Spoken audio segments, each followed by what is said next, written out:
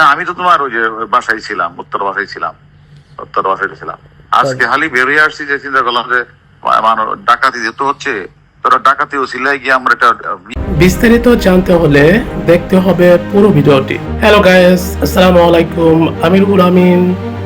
চলুন তাহলে ভিডিওটা শুরু করি। না আমি তো তোমার ওই যে বাসায় ছিলাম, উত্তর বাসায় ছিলাম। আজকে খালি বেরিয়ে আসছি যে চিন্তা করলাম যে ডাকাতি যেহেতু হচ্ছে, তোরা ডাকাতি ওসিলায় গিয়ে আমরা এটা বিয়ে মারলো, শর্ট করলো, বুঝলে না? এখন তো কোনো ইয়ে নাই, এখন ইয়ে হয়ে গেছে ডাকাত। ডাকাত তো কোনো মানুষ না। আমার এখানে আল্লাহর রহমতে সব আছে, আমি দেশে যাবো কেন?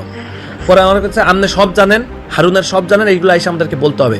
আমি কইছি ভাই শুনেন, আপনাকে এত চুলকানি থাকলে আপনারা খুঁজে বাইর করেন, আমার এত আমি এর কিছুই জানি না। না আপনি এর লগে ঘুরছেন, আপনি এখন পোল্ট্রি মারতে কেন? আপনারা তো শেষ করে দিছে, তাহলে আপনি কেন এগুলো ইয়ে করতেছেন? আমার কাছে গেছিলাম, এটা আমি নিছি ভাই কিন্তু একটা কথা কই, সবাই বলতেছে যে এটা আপনি আজকে দেশের পরিস্থিতির জন্য আপনি দেয়, এটা জানেন?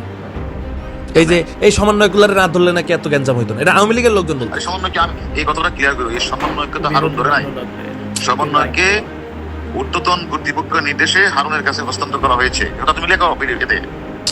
পাঁচজন সমন্বয়কে কমেন্ট করে হ্যাঁ আমি কি করলাম? ওই যে আপনার জন্য এই দেশে আজকে সমন্বয়কে এই যে আমি না ধরলে এগুলো করতো না, তাই বলতেছে।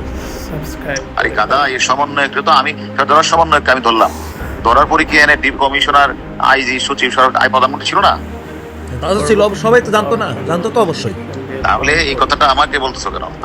আমি বলতেছি, প্রথম বলতেছি না, তুমি গ্যারান্টি লিখে দিও এই সমন্বয়কে, মানে স্বরাষ্ট্রমন্ত্রী, স্বরাষ্ট্রমন্ত্রী, সচিব, আইজি, এসবি চিফ সহ অন্যান্যরা, এবার লিখে দিও অন্যান্যরা সম্মিলিত সিদ্ধান্ত ক্রমে তাদেরকে ডিবিতে কাছে হস্তান্তর করা হয়েছে সেফটির জন্য। শোনো, আমি হারুন যদি একবার চট দিতাম তো ডিবির হারুন আমাদেরকে পিটাইছে।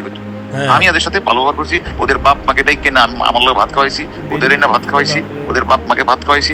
অর্থাৎ মানুষ আশ্বস্ত হওয়ার জন্য দেখো ডিবির হারুন কত ভালো বিয়ে করতেছে, এটা তো আর কিছু না।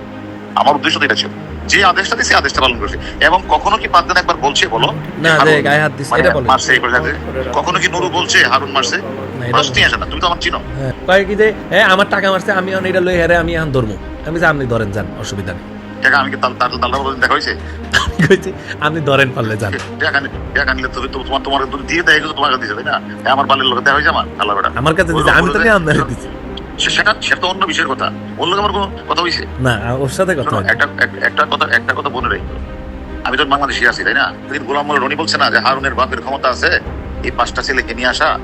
তোমার প্রতি আমার বিনোদ অনুরোধ, তুমি তো অনেক জায়গায় কথা বলো, যে কথাগুলি হইলে এগুলি বললো, পয়েন্ট দিও, ঠিক আছে? পারলে ঠিক আছে। আচ্ছা ভাই, আশা করি ভিডিওটি আপনাদের ভালো লেগেছে।